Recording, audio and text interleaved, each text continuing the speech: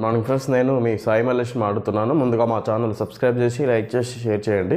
అదేవిధంగా హైదరాబాద్లో కానీ హైదరాబాద్ పరిసర ప్రాంతాల్లో కానీ స్థలం కొనాలనుకున్నా అమ్మాలనుకున్నా ఇందులో ఉన్న కాంటాక్ట్ నెంబర్ని సంప్రదించగలరు. ఓకే ఫ్రెండ్స్, ఈరోజు వార్తల్లోని ముఖ్యాంశాలు తెలుసుకుందాం.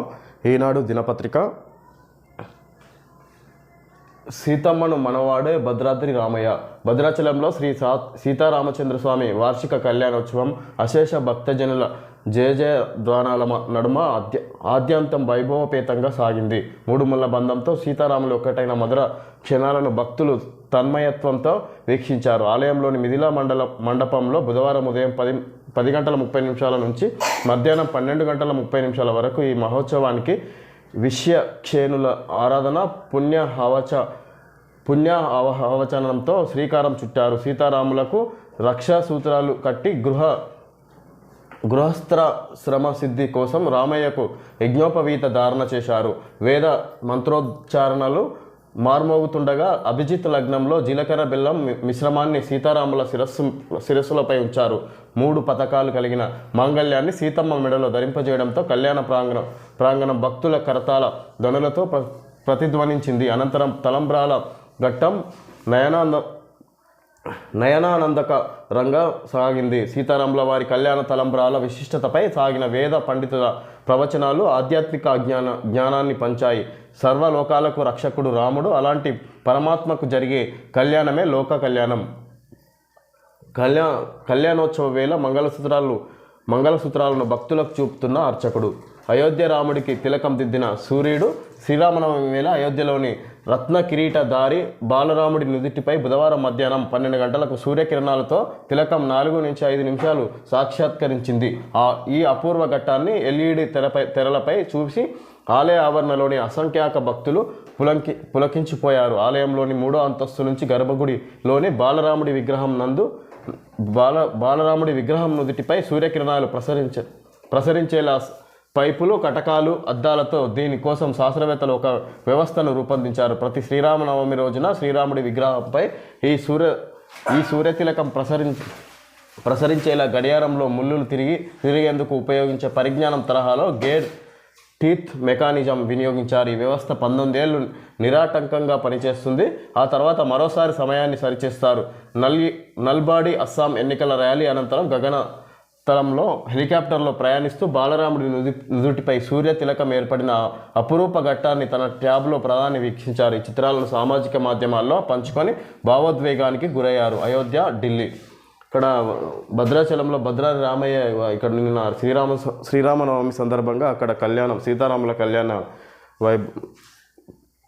ఏర్పాట్లను ఇక్కడ ఇవ్వడం జరిగింది. అక్కడ జరిగిన కళ్యాణ మహోత్సవం సంబంధించిన సంబరాలను ఇక్కడ చూపించడం జరిగింది. అదేవిధంగా ఢిల్లీలోని అయోధ్య రామాలయంలో అక్కడ నుదుటిపై మధ్యాహ్నం 12 గంటల సమయంలో 4 నుంచి 5 గంటల సమయంలో 4 నుంచి 5 నిమిషాల పాటు సూర్య తిలకం వచ్చేలా ఇక్కడ శాస్త్రవేత్తలు ఏర్పాటు చేయడం జరిగింది. ఇక్కడ ఇది 19 సంవత్సరాలు కంటిన్యూగా ప్రతి శ్రీరామనవమి రోజు మధ్యాహ్నం 12 గంటల సమయంలో ఇక్కడ సూర్యతిలకం ఏర్పాటు అవ్వడం జరుగుతుందని ఇక్కడ ఇచ్చారు. సార్వత్రిక సవాల్, నేడే నోటిఫికేషన్, నామినేషన్ల స్వీకారం.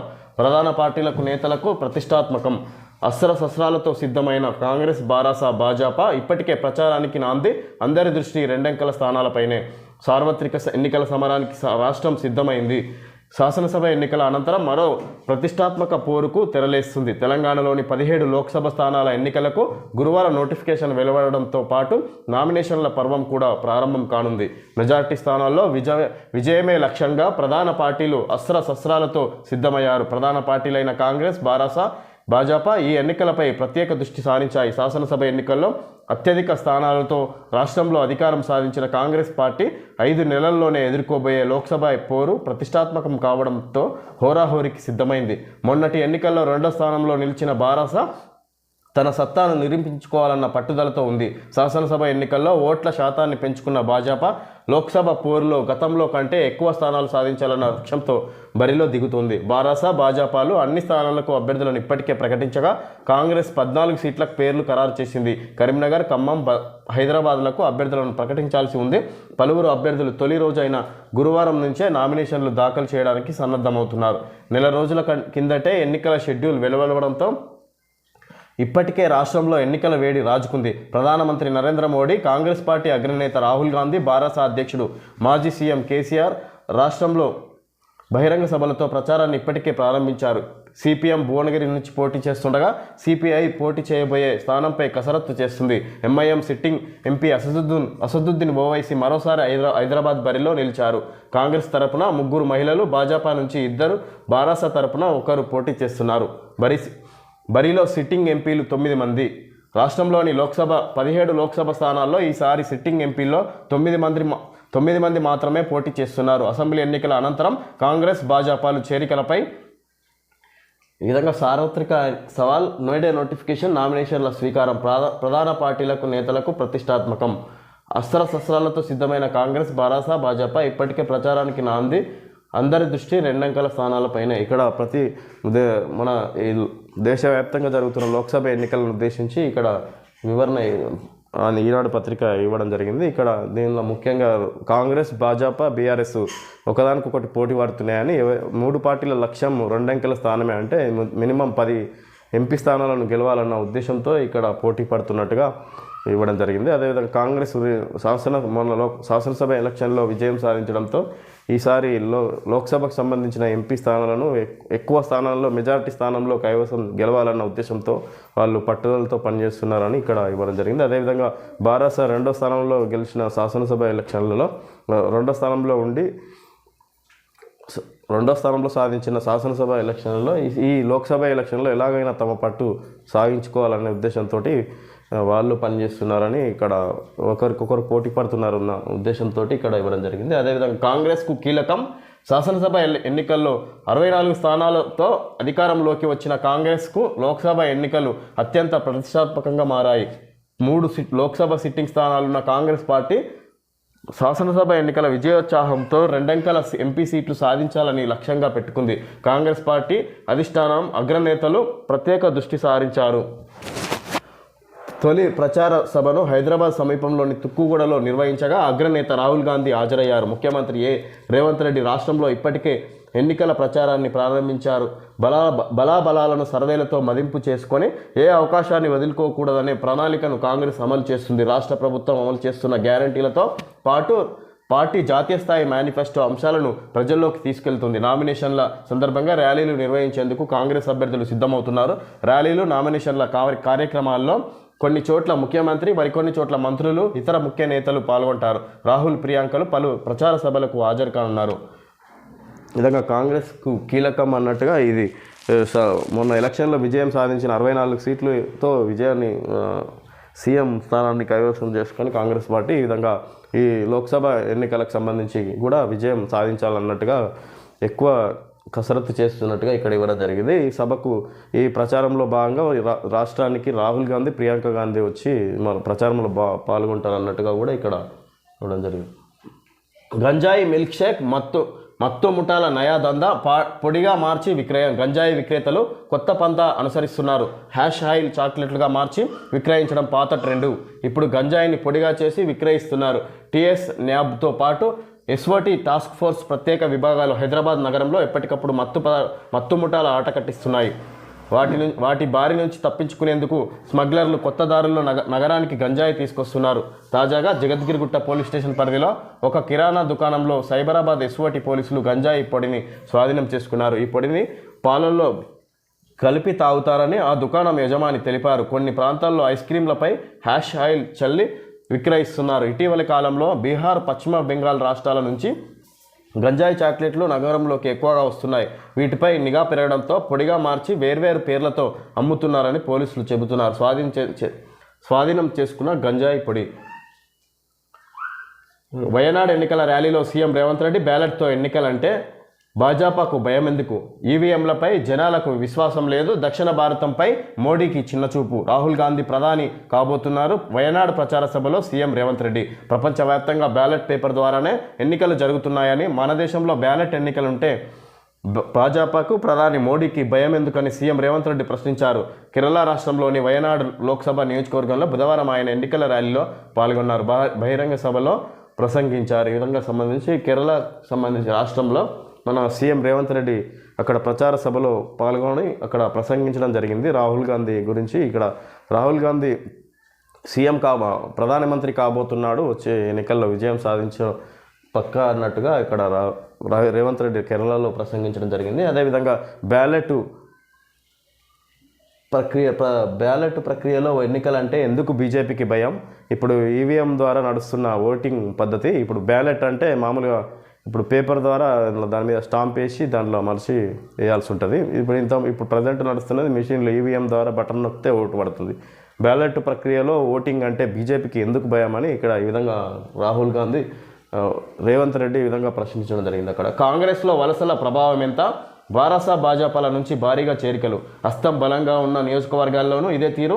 6 లోక్సభ నియోజకవర్గాలపై పార్టీ ప్రధాన దృష్టి.